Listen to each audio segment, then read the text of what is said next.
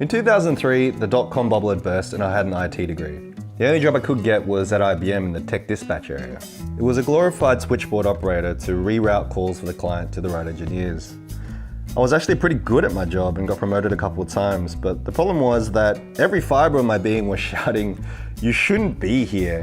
I remember quite a few times waking up thinking of a reason not to go into work that day. I chucked so many sickies, my manager probably thought I was either lying or anemic. The only thing that kept me going was knowing that after work, I could go to my local church and edit a video. At the time, they had equipment I couldn't afford, an Apple computer with Premiere 5 on it. At the time, it was the most amazing piece of hardware I'd ever used. For a while, my routine was finish work at 5 p.m, drive straight to church, sit in the edit bay for 6 to 8 hours, and go home when security kicked me out.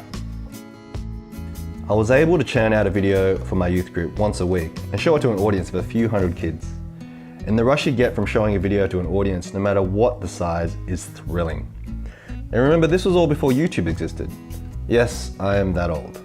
At the time I thought, man, if I could do this for a living, I wouldn't care how much I got paid, as long as I got to do it. 2 years later, my manager at IBM pulls us into her office and tells us that the call center was moving to India, and we were all going to be made redundant. I was both elated and terrified. Naturally, I found a job interview at another call center. As I sat down for the interview, they got to this question: "Why do you want to work here?" In my mind, I knew I was supposed to say, "I love customer service and I love talking to people." But what came out was, "You know what? I have no idea." Right. There was a deafening silence in the room as we both looked at each other, shocked at what I had said. What an idiot. Obviously, I didn't get the job. But as I got home, I became terrified of being unemployed again, that I applied for another call center job. So I suited up and got ready for the second interview. I left the interview and I knew immediately I had gotten the job. Then something inside me spoke to me. If you take this job, you're going to be stuck doing this job for the rest of your life.